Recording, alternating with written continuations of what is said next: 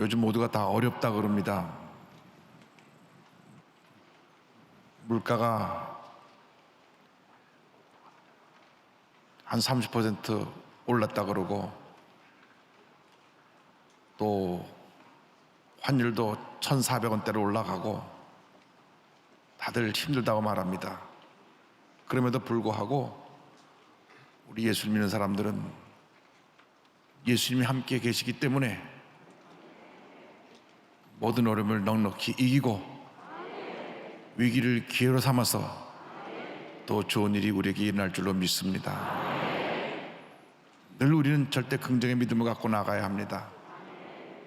어두운 면을 보면 어두워지고 밝은 면을 보면 밝아지기 때문에 우리가 늘 신앙 안에서 밝은 모습을 바라보고 나갈 때 하나님의 큰 은혜와 축복이 우리 모두에게 임할 줄로 믿습니다. 오늘 마태복음 22장 35절로 40절 말씀 가지고 십계명의 은혜, 이 같은 제목으로 말씀의 은혜를 나누기 원합니다. 제목을 한번 따라해 주시기 바랍니다. 십계명의 은혜, 십계명의 은혜. 기독교 신앙의 핵심은 예수님의 십자가입니다. 예수님의 십자가에서 하나님의 사랑과 이웃사랑이 하나로 완성되었습니다. 십계명이 두 부분으로 되어 있는데 1계명부터 4계명까지는 하나님께 대한 계명이고 5계명부터 10계명은 사람 이웃에 대한 계명인 것입니다. 이 십계명의 공통 분모는 사랑입니다. 첫째부터 네 번째 계명이 하나님 사랑에 대한 것이고, 두 번째 6계명부터 10계명까지가 이웃 사랑에 대한 것입니다. 마태복음 22장 37절로 39절에 예수님 말씀하셨습니다. 예수께서 이르시되 내 마음을 다하고 목숨을 다하고 뜻을 다하여 주 너희 하나님을 사랑하라 하셨으니 이것이 크고 첫째 되는 계명이요 둘째도 그와 같으니 내 이웃을 내 자신같이 사랑하라 하셨으니. 먼저 우리는 이 계명의 근본 정신이 무엇인가를 살펴봐야 합니다. 계명의 근본 정신은 심판과 형벌이 아닙니다. 용서와 사랑인 것입니다. 우리가 예수 믿고 하나님의 자녀가 되고 난 다음에 우리의 일생은 뜨겁게 하나님을 사랑하고, 그리고 우리 이웃을 내 자신같이 사랑하는 삶을 살아야 하는 것입니다. 우리를 향한 하나님의 사랑은 갚을래야 갚을 수 없는 놀라운 무조건적인 사랑이요, 풍성한 사랑이요, 무한대의 사랑인 것입니다. 우리 모두가 사랑의 빚을 진 사람들입니다.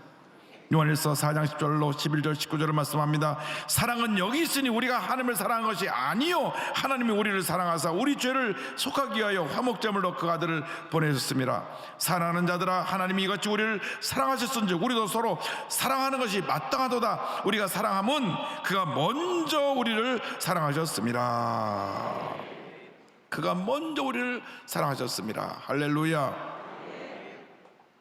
그렇기 때문에 이 같은 사랑을 받은 우리들이 위로는 하나님을 사랑하고 이 땅에서는 이웃을 사랑하며 살아가는 하나님의 사람들이 되어야 합니다. 이것이 바로 십자가 사랑의 완성입니다. 예수님께서 십자가에서 하나님 사랑, 이웃 사랑을 완성시키신 것입니다.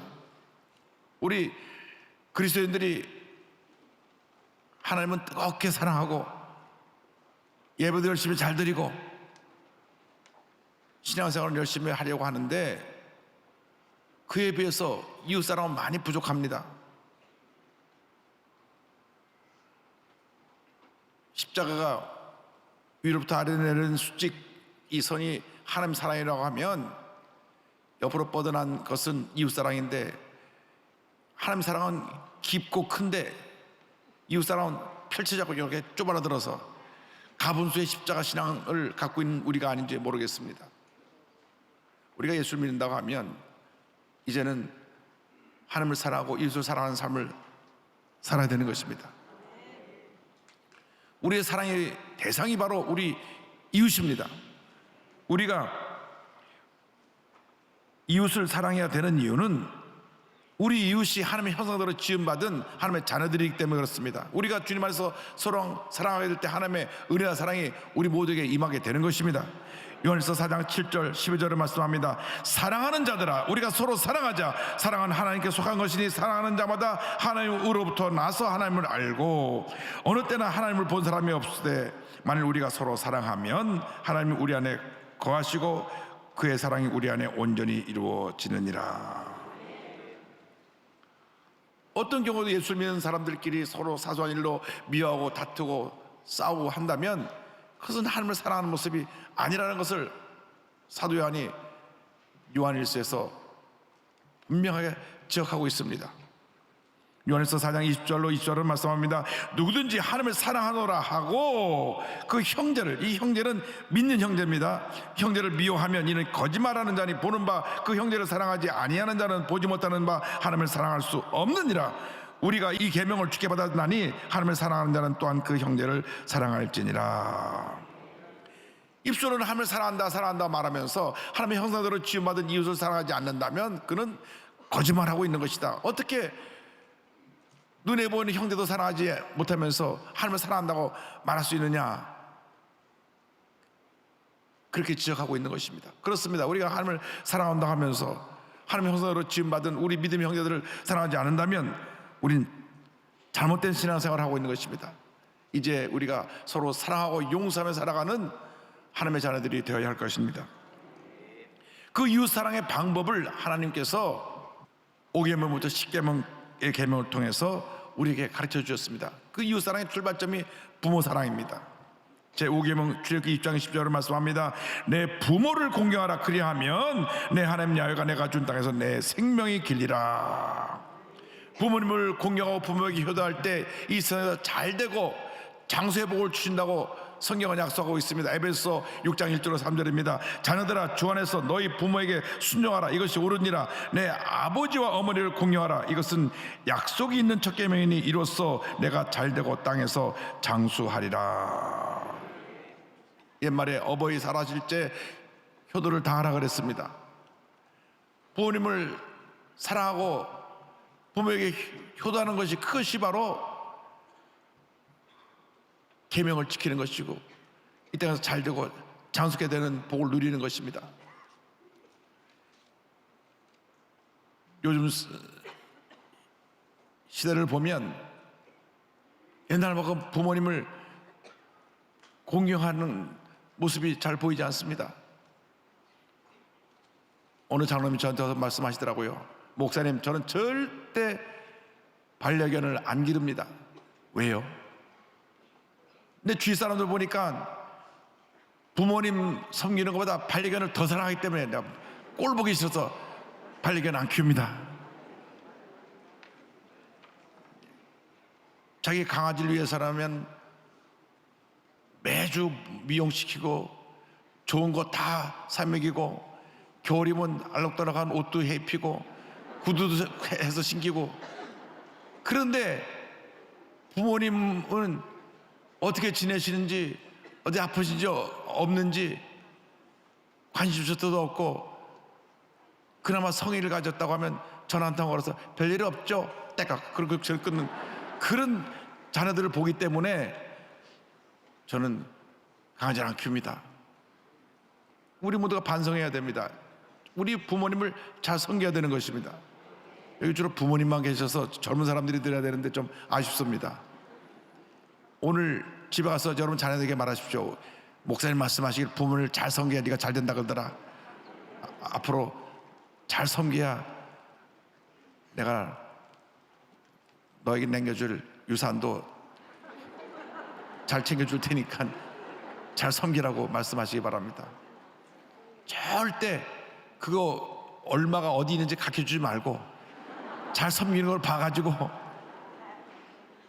마지막 순간에 공개해야지 미리 그걸 보여주면 안 돼요. 성경에 부모님을 공경하라고 말씀했습니다. 6계명부터 10계명까지 모두가 이웃 사랑, 이웃 존중에 대한 계명입니다. 출애굽기 20장 13절 17절입니다. 살인하지 말라, 간음하지 말라, 도둑질하지 말라, 내 이웃에 대하여 거짓증거하지 말라, 내 이웃의 집을 탐내지 말라, 내 이웃의 아내나 그의 남종이나 그의 여종이나 그의 소나 그의 낙이나 무릇 내 이웃의 소유를 탐내지 말라. 며칠 전 지하철역 승무원을 칼로 찔러 죽인 사건은 온 한국을 큰 충격에 빠뜨렸습니다. 같은 영문으로 일하던 분인데 일방적으로 스토킹을 하다가 고만 괴롭히려고 하니까는 앙심 품고 일하는 곳에 와서 칼로 찔러서 죽였어요. 28살 난 꽃다운 나이에 젊은 자매가 목숨을 잃은 것입니다. 이것은 하나님 앞에 큰 범죄입니다. 천하보다 귀한 생명을 함부로 살인했기 때문에. 그러나 이렇게 시적으로 죽이는 살인뿐 아니라 마음에 품은 독한 마음, 하루도 10번씩 저놈 죽었으면 좋겠다, 그런 살인하는 마음을 품으면 안 됩니다. 말로써 남을 살인하면 안 됩니다. 우리가 하는 어떤 행위가 남에게 그러한 살인에 대한 공포를 갖다 주는 모습이 있으면 안 되는 것입니다. 이 사회가 예수께서 사랑으로 변화되길 바랍니다. 사랑과 용서가 넘쳐나게 되기를 바랍니다. 7번째, 간음하지 말라는 계명은 부부간에 남녀간에 서로 신뢰하고 존중하며 도리를 다해야 된다는 말씀입니다. 제가 결혼 주재할 때 꼭 당부하는 부부생활의 10계명이 있습니다. 오늘 결혼식장에 왔다고 생각하시고 주례사를 들으시기 바랍니다. 첫째로, 두 사람이 절대로 동시에 화를 내지 말아라. 두 번째, 집에 불이 났을 때를 빼놓고는 절대 고함을 지르지 말아라. 우격하고 소리를 지르는 사람은 편하지만 그 소리를 듣는 사람은 그때부터 마음에 상처가 남기 때문에 절대 고함을 치지 말라. 셋째, 눈이 있어도 흠을 보지 말며 입이 있어도 실수를 말하지 말아라. 늘 사랑으로 감싸주라는 것입니다. 넷째, 아내나 남편을 다른 사람과 비교하지 말아라. 나의 아내가 최고다, 내 남편이 최고다, 이렇게 아내와 남편을 서로 존중하며 살아야 됩니다. 다섯 번째, 아픈 것을 건드리지 말아라. 상대편의 약점, 상처를 들추지 말라고 하는 것입니다. 여섯 번째, 분을 품고 잠자리에 들지 말아라. 가급적 속히 화해하라는 것입니다. 성경에 해가 지도록 분을 품지 말라고 그랬습니다. 일곱 번째, 처음 사랑을 잊지 말아라. 늘 연애할 때를 생각하면서 살아라. 네 결혼 첫날부터 이게 잘 안 돼요. 여덟 번째, 어떤 어려움이 다가와도 결코 서로를 포기하지 말라. 신앙으로 극복해내라는 것입니다. 아홉 번째, 서로에게 숨기지 말라. 힘들고 어려운 일은 무거운 짐을 함께 나누지라는 것입니다. 하나님께서 중매자이심을 잊지 말라. 기도하면서 모든 문제를 해결하라는 것입니다. 그 다음에 특별사항이 있습니다. 자녀를 많이 낳아라. 기본 3명, 권장사항 5명. 저희 교회에서 10년 전부터 출산장려금을 주고 있는데 이제 앞으로 대책을 세워서 자녀를 둔 가정에 대한 자녀 지원금도 또 대폭 더 늘리려고 합니다. 그러니까 지금도 늦지 않았으니까 계획하고 또 나시면 돼요. 우리나라가 인구 절벽입니다. 대학 정원의 절반도 안 태어나기 때문에 앞으로 10몇 년 후에는 대학교 절반을 다 돼야 됩니다. 나라의 위기입니다. 우리나라가 정말 이 산하 제한한 문제 때문에 지금 이렇게 큰 위기에 부닥친 것입니다. 그러므로 자녀를 많이 낳아서 잘 길러서 하나님의 큰 일꾼으로 양육하시기를 주님의 이름으로 축원합니다. 제8계명은 도둑질하지 말라입니다. 어떤 경우도 남의 것을 도둑질하면 안 됩니다. 아홉째 계명은 거짓증거하지 말라는 것입니다. 거짓말을 통해서 이웃에게 해를 입혀서는 안 됩니다. 남에 대한 험담, 비판, 모함, 악성 루머를 그쳐야 됩니다. 거짓 사실로 남의 피해를 입히고 있다면 그는 죄를 짓고 있는 것입니다. 요즘 악성 유튜버들이 아니면 말고 막 소문을 퍼뜨렸다가 실형 선고받고 감옥에 가고 그러는데 이게 다 이미 3,500년 전에 하나님께서 하지 말라고 하신 것을 그들이 어기고 있는 것입니다. 10번째 계명은 이웃의 것을 탐내지 말라는 것입니다. 남의 것을 탐내면 안 됩니다. 내게 주는 은혜에 대해서 감사하며 살아야 되는 것입니다. 우리 스스로가 하나님 앞에서 이웃사랑에 대한 이 계명을 어긴 것이 없는지 스스로 돌아보고 잘못된 것이 있다면 즉시 회개하고 돌이키게 되기를 바랍니다. 하나님 기뻐하시는 바른 길로 가게 되기를 바랍니다. 하나님 사랑, 이웃 사랑이 십자가의 완성인 것입니다. 하나님을 사랑하고 이웃을 사랑하며 날마다 하나님의 영광에 살아가는 여러분 모두가 되기를 주님의 이름으로 축원합니다. 이웃 사랑으로 사람의 운명을 바꾼 많은 훌륭한 하나님의 사람들이 있습니다. 한 정신병원에 앤 설리반이라고 하는 소녀아이가 있었습니다. 아버지가 알코올 중독자입니다. 어머니는 그 아이 8살 때 결핵으로 세상을 떠났습니다. 그런데 이 앤 설리반이 5살 때 트라코마라고 하는 눈병에 걸렸는데, 이 눈병은 각막 결막이 염증이 생겨갖고 나중에 눈을 멀게 하는 것입니다.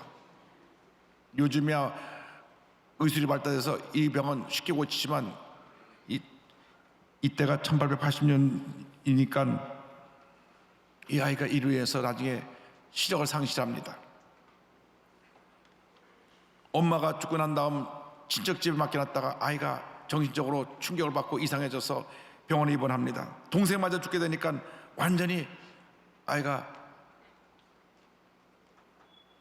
정신적으로 미친 상태가 됐습니다. 죽겠다고 여러 차례 자살을 시도하고 괴성을 지르고 발작을 하면서 이 병원에서 아주 가장 문제 있는 아이가 되어 병원 아래 정신병동의 독방에 가둬놓았습니다. 모두가 치료를 포기했습니다. 이 아이는 우리가 손댈 수가 없다.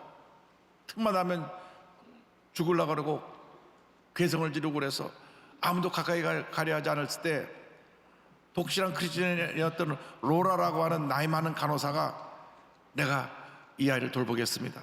아유, 당신 고생 많은데 가지 말라고. 아닙니다.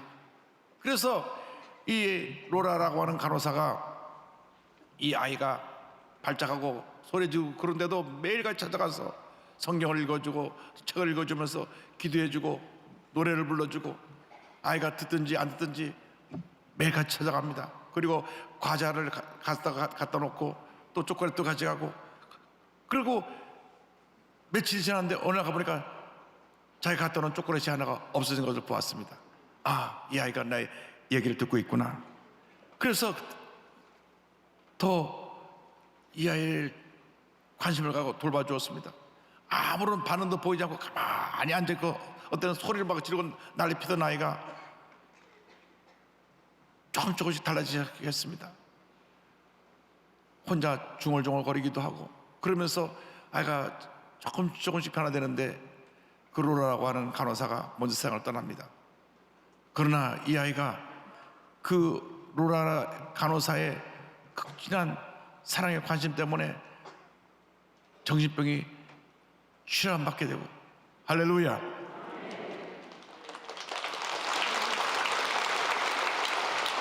(1880년에) 폴킨스 시각장애인 학교에 입학을 합니다.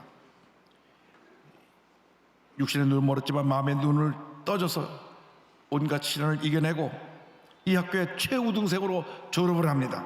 이 이야기가 알려지자 한 신문사에서 이 앤 설리반의 개안 수술이라고 눈을 뜨게 됐습니다. 할렐루야. 1887년 학교 교장 선생님이 신문 기사를 보고 앤에게 들고 왔습니다. 그 신문에 이런 광고가 났습니다. 보지 못하고 듣지 못하고 말하지 못하는 아이를 돌볼 사람을 구함. 그래서 앤 설리반에게 말했습니다. 너 이런 아이가 있는데 가서 돌볼 수 있겠냐고. 사람들은 말합니다. 아유, 넌 가봐야 보지도 못하고 듣지도 못하고 말하지도 못한 애를 어떻게 가르칠 수 없고 불가능할 거야. 그런데 앤 설리반은 말했습니다. 저는 하나님의 사랑을 확신해요. 결국 그 사랑으로 앤 설리반이 그 아이를 변화시켜서 20세기 최대의 기적의 주인공인 헬렌 켈러를 만들어냈습니다. 할렐루야. 로라라고 하는 간호사가 있었기 때문에 앤 설리반이 있을 수 있었고, 앤 설리반이 그 받은 사랑을 가지고 헬렌 켈러를 돌봤기 때문에 48년 동안 같이 있으면서 이 헬렌 켈러를 돌보아서 세계적인 지도자로 그를 성장하게 합니다. 헬렌 켈러가 하버드 대학을 다닐 때에는 같이 수업을 들으면서 손바닥에다가 그 선생님 말씀하신 걸 계속 적어줍니다. 듣지도 못하고 보지도 못하니까 손에 써주는 걸 가지고 그 감각을 가지고 그 글자를 알게 되고, 그래서 공부를 해가지고 하버드 대학을 졸업하고 전 세계를 다니며 강의를 하고 많은 사람들의 꿈과 희망을 나눠준 큰 하나님의 일꾼이 되었는데, 헬렌 켈러 여사는 늘 말합니다. 항상 사랑과 희망과 용기를 불어넣어준 앤 설리반 선생님이 없었으면 저도 없었을 것입니다. 만약 제가 볼 수 있다면 가장 먼저 설리반 선생님을 보고 싶어요.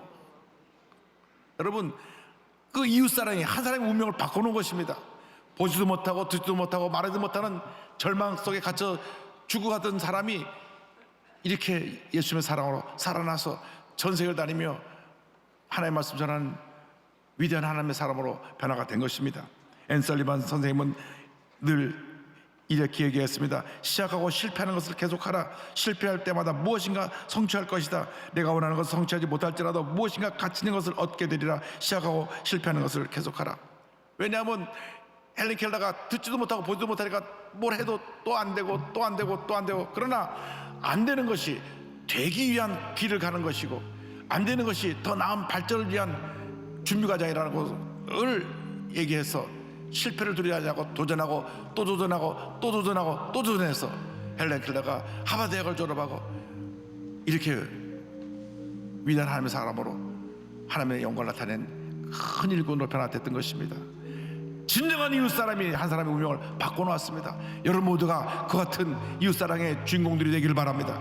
여러분의 사랑을 통하여 여러분 이웃을 변화시키기 바랍니다. 이웃을 치료하고 회복시키는 그런 체험하게 되기를 바랍니다. 그런 은혜를 나눠주는 여러분들 모두가 되기를 바랍니다. 지난주에 와서 우리 반주했던 유혜은 자매도 그 장애인했던 아버님이 품어서 이렇게 훌륭한 하나님의 딸로 만들어 놓은 것입니다. 그렇습니다. 여러분, 이제부터는 우리가 관심을 우리 이웃에게 돌려서 상처 입은 사람, 병든 사람, 문제 있는 사람, 아무도 돌보지 않은 사람, 장애를 가진 사람, 한국에 와서 고생하며 일하고 있는 다문화 가족들, 탈북해서 우리 주위에 와 있는 우리 북한 탈북자들, 이 분들을 사랑으로 섬겨야 됩니다.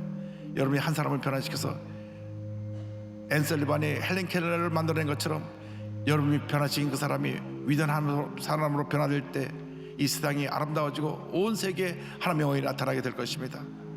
그 일을 우리 주님이 우리와 함께 하실 것입니다.